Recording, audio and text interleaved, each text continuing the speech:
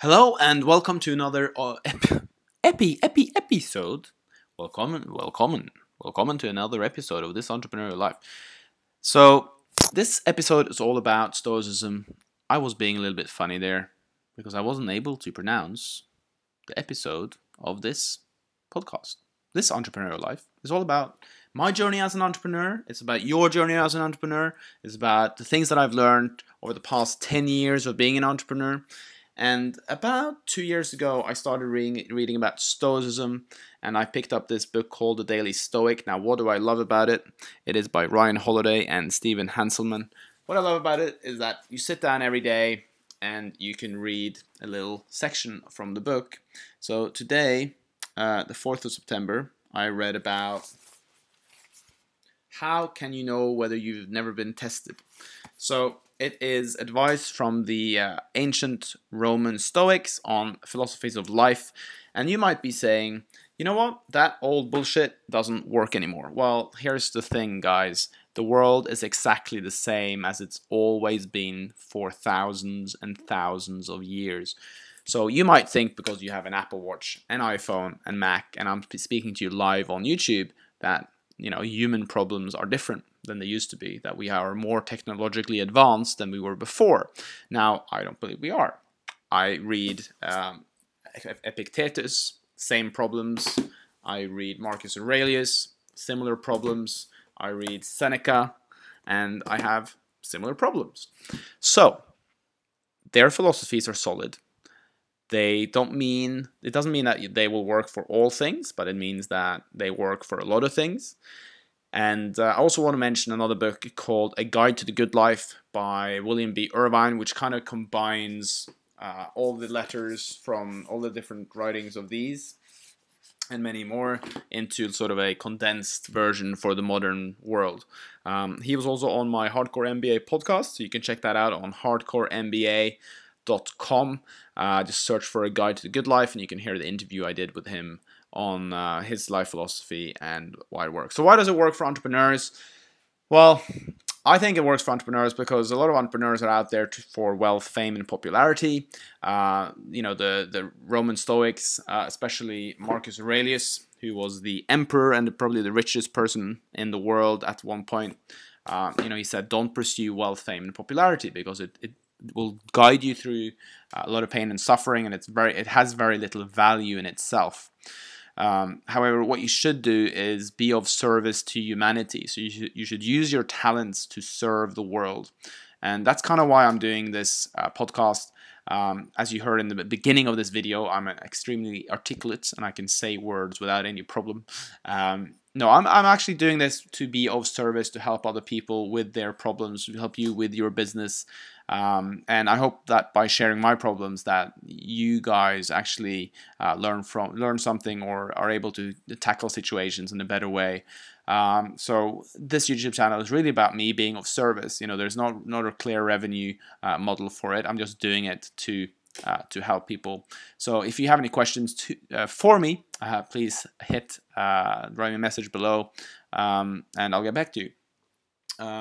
So basically, why does Stoicism work? Well, it gives you the opposite of what you think you should be doing as an entrepreneur. So wealth, fame, popularity isn't really valuable. What is valuable, however, is creating products and services that add a lot of value to the world and help people. So if you just focus on that, wealth, fame, popularity comes anyway. But if you are doing something because of wealth, fame, popularity, those things own you. And those are also things that you don't necessarily control, but you can control whether you want to go out there and be of service and help people. Nobody can take that away from you. So Stoicism has a very good way of organizing our brain and our thoughts. For instance, another thing that I use a lot is that you accept the past, accept the present. Like this moment right now, I am making this video. There's nothing I'm going to can do about that. I can now shut it down, but right now, the present is always going into the past. So you always have to accept the past and the present 100% because they just are. And in terms of the future, the Stoics had the fates, so they believed in fate. Now, fate is sort of a little bit disturbing because being fated means like your life is already decided on, but that, you know, a lot of people will reject that. But there's a different way of thinking about it. And what I focus on is actually just acting in faith and letting go of outcome, which is from Bhagavad Gita, which is even older than the Stoics. But just do your thing in good faith, and then I believe things will work out. And I also try to follow my bliss. So I do these videos because I actually enjoy them. I have fun making them, so it's blissful for me.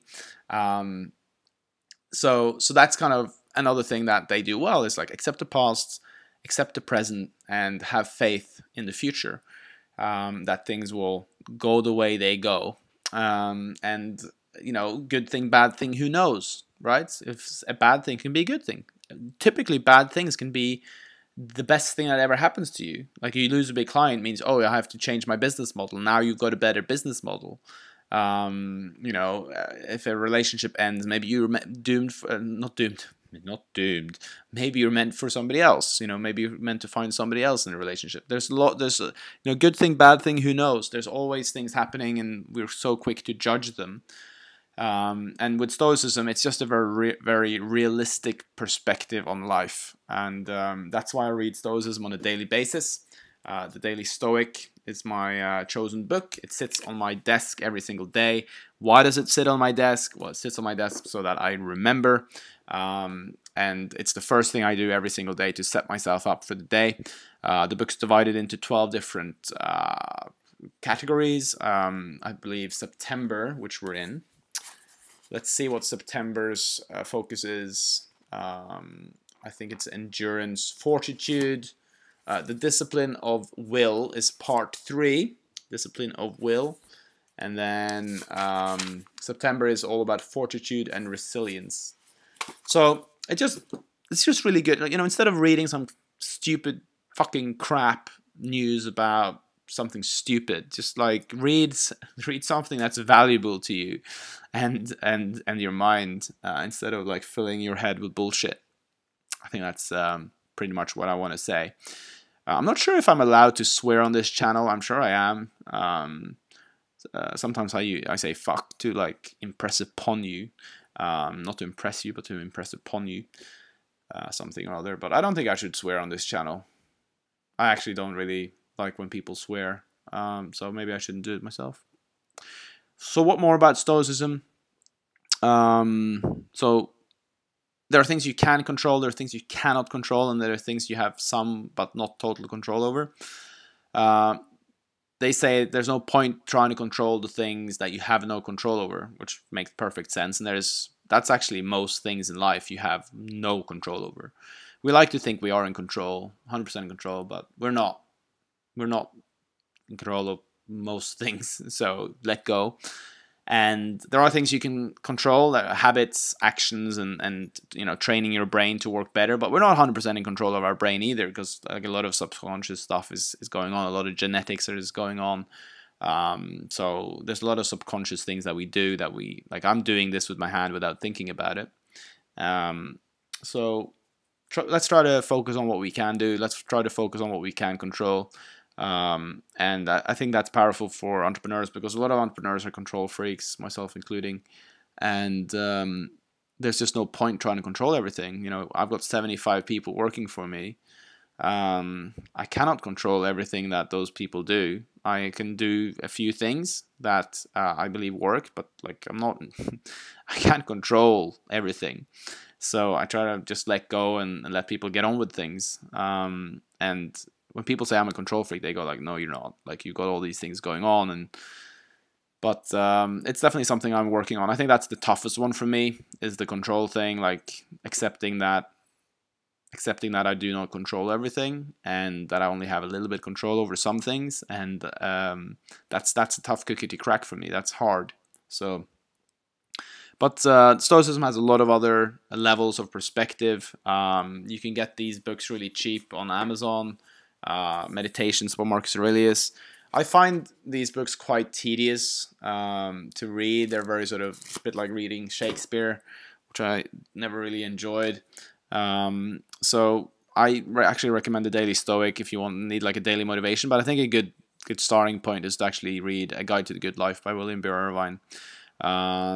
Because that sets you up to really understand and put it in context of your life. It's the most gifted book for me. I've given away maybe 50 copies of it, and I continue to give it away. So check that out. My name is Erlend Bakke.